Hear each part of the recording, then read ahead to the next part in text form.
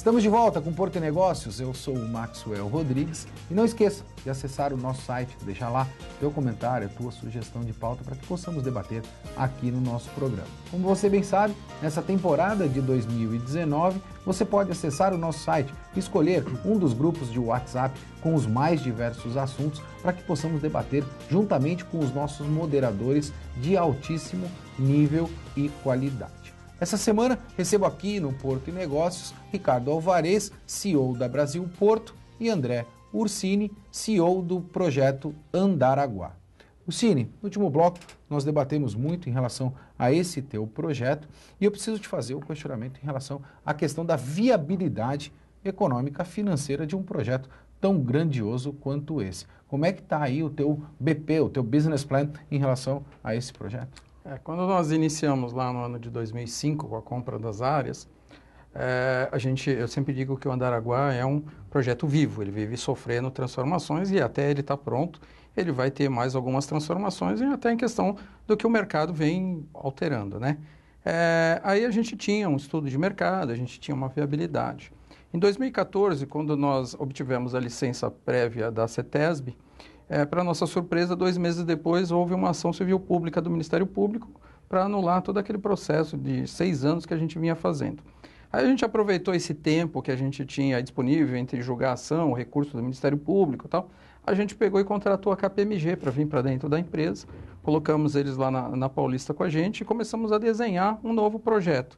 O que é? É reduzir custo, é ampliar a vantagem. Aí surgiu a coisa da Fundação Andaraguá, que ela é voltada à pesquisa, à tecnologia, à inovação. A gente foi lá no Vale do Silício, pegou o mesmo princípio que eles utilizaram lá atrás para colocar universidade, empresas e recursos para que essa roda começasse a girar. A gente trouxe o mesmo princípio para a fundação, porque isso a gente qualificando mão de obra com qualidade, a gente vai ter empresas de melhor resultado e isso a gente vai ter um resultado do empreendimento melhor ainda, né?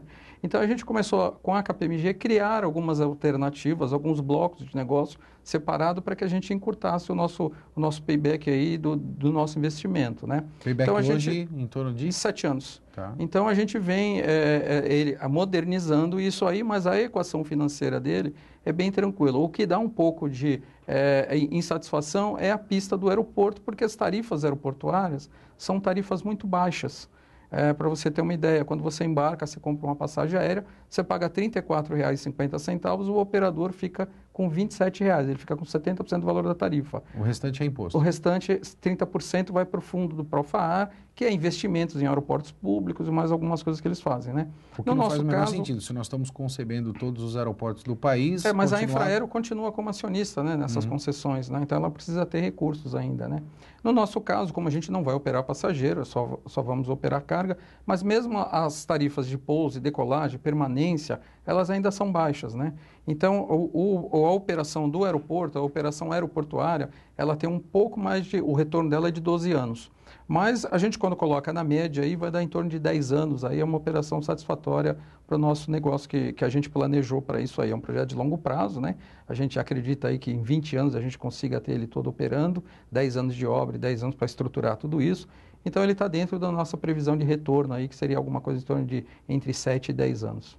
Ricardo, quando a gente fala em todo esse cenário, eu tenho algumas percepções em relação a um processo tão grandioso quanto esse e me preocupa muito, principalmente quando a gente trata essas políticas de tarifação dentro do nosso país. Nós já temos uma carga tributária grandiosa, eu acho que o governo foi bastante infeliz em escolher a reforma da Previdência para dar o start, né, nesse desgaste político que a gente tem dentro do nosso país, porque você favorece uma ponta, não a outra. Eu não quero entrar muito nesse mérito, mas eu acho que a gente deveria ter passado primeiro por uma reforma tributária, fomentando o negócio, para depois tratar dos outros assuntos, porque negócio é o que gera economia, é o que gera emprego, é o que traz a tranquilidade para que você possa gerar, né, dividendos para fomentar o teu país ou propriamente o teu negócio.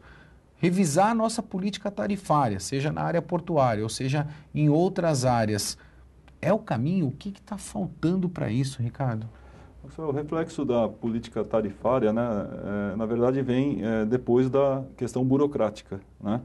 Então, é inevitável, eu tenho atuação em outros portos, na verdade estamos em 5 portos no país. É inevitável a comparação. A questão burocrática, uma LI no Porto de Santos demora em média 15 a 20 dias para ser deferida. Uma LI em outro porto, vamos dizer, no porto de Santa Catarina, por exemplo, com 3, 4 dias está deferida. Isso, obviamente, remete à tarifa mais Sim. alta, enfim, a custos. Na questão tarifária propriamente dita, eu acho que é assim, o tema global é redução de custos. Então, aonde o empresário e o profissional de cada segmento tem que atuar? Em otimização, né? Então, você pega, por exemplo, na questão do rodoviário, existe aí os bitrens, né? Que são os duas composições que carregam contêineres de 20, ou o rodotrem, que são 2 composições com contêineres de 40 pés. Qual é o sentido disso tudo? Você tem uma mão de obra que é precária, vamos dizer assim, ou escassa, que é o motorista, que já sofre diante dessas leis que a gente tem que cumprir, obviamente. Você tem um motorista ao invés de 2. Com isso, você tem uma redução de custo, tá certo? Só que isso acaba morrendo, por quê? Você chega num terminal, por exemplo, os terminais, eles não têm a capacidade de receber esse tipo de composição. Dando como exemplo, ok? A Serra de Santos não permite descer as 2 composições. Então, olha que interessante. Você faz um investimento, esse investimento não é baixo, ok? A fim de de ter essa redução e repassar ao cliente, que te cobra constantemente, e você trava na chegada. Então, por exemplo, essa composição, ela chega no topo da serra, tem que ter um outro cavalo mecânico rebocador aguardando para poder desatrelar e descer os 2 juntos. Suscetível aos problemas de trânsito, aos impactos que nós temos dentro da serra. A tudo. Detalhe, a concessionária da via, ela não tem, ou melhor, tinha uma área destinada a isso e simplesmente cortou, não existe mais. Isso é feito hoje em cima de um viaduto, sem a menor segurança, ninguém se responsabiliza por nada.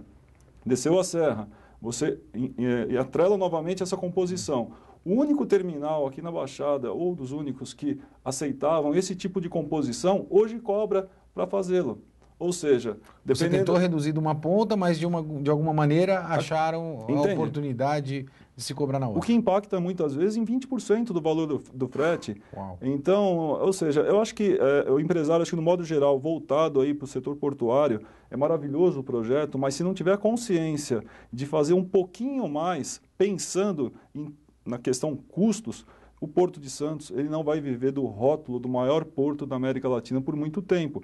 Tem perdido espaço, isso eu já vinha falando no outro programa. Eu tenho pontuado isso também bastante aqui no nosso programa, Ricardo, porque a gente precisa se preocupar em garantir o espaço que o Porto de Santos tem. Exato. Então, além da questão burocrática, essa questão de custos, eu acho que isso tem que ser abordado e repensado com muito mais responsabilidade.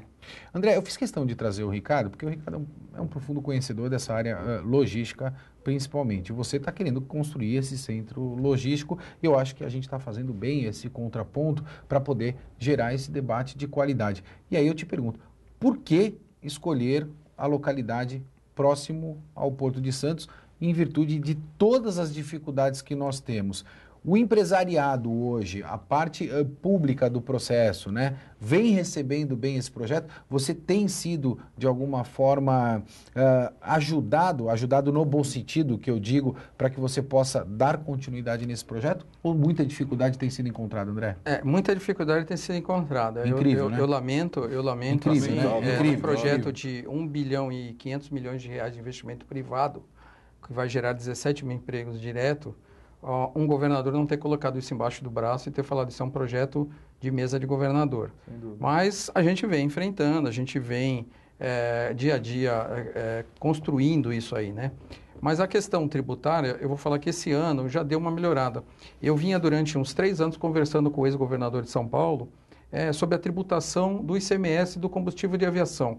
Que o estado de São Paulo ainda era o único estado da federação que mantinha 25% do ICMS. Isso é um impacto muito grande.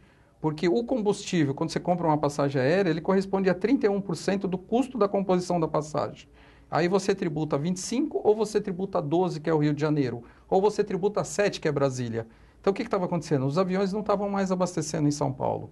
Ah, mas a gente ainda tem o maior aeroporto do Brasil, que é Guarulhos, que vende 30 milhões de litros de combustível dia. Temos. Mas do mesmo jeito que o Ricardo estava falando, né? Você busca alternativas e foge do estado de São Paulo. A gente vem perdendo carga no Porto de Santos, a gente começa a perder abastecimento de avião no estado de São Paulo. E com uma única reunião com o novo governador aí, ele conseguiu baixar de 25% para 12%. Então já foi um grande avanço. Eu acredito que o governo do estado hoje ele tem um olhar mais atento para essa questão tributária, né? Nós lá no Andaraguá, a gente desde o princípio criou esse princípio de fazer a economia para o empresário. Então o que a gente fez?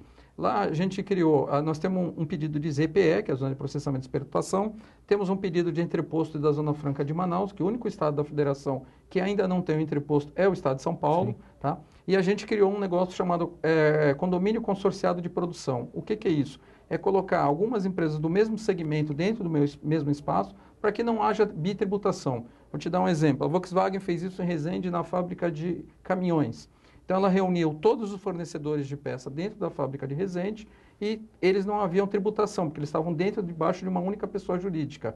Então, o cara do chassi repassava para o de pneu, que repassava para o de motor, sem tributar. Então, isso dá uma economia que o caminhão Volkswagen hoje custa 35% mais barato do que os outros caminhões do mercado. Inteligente a gente tratar da revisão tributária efetiva no nosso país do que a gente ficar fazendo essa engenharia que a gente faz hoje em todos os segmentos? Eu acredito que seria até mais honroso da parte do governo enfrentar esse problema de uma vez e ter essa consciência de que o Brasil precisa fazer isso, porque a gente está dentro de um universo do globo terrestre e hoje a gente compete entre os mercados.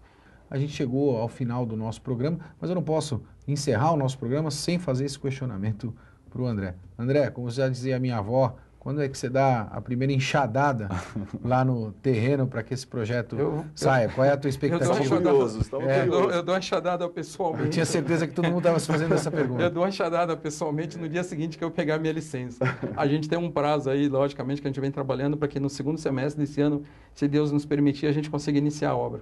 Vou te permitir fazer essa solicitação para que a gente tenha a oportunidade de acompanhar para e passo essa obra, porque eu acho que é uma obra importante para a nossa região.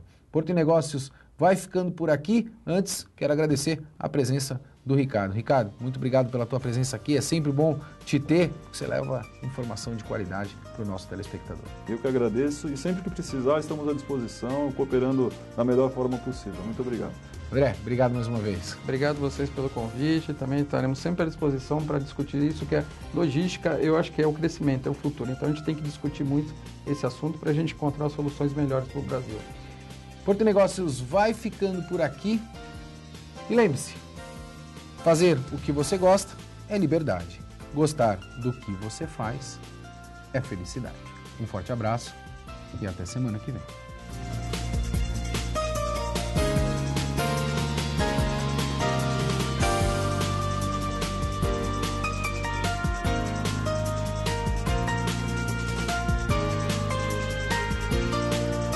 Porto e Negócios, patrocínio Brasil Terminal Portuário, acreditar e inovar. Apoio Grupo Gelog e Grupo Intersat. Copatrocínio Grupo Iaman. Apoio institucional Concais. Realização Santa Cecília TV, 22 anos.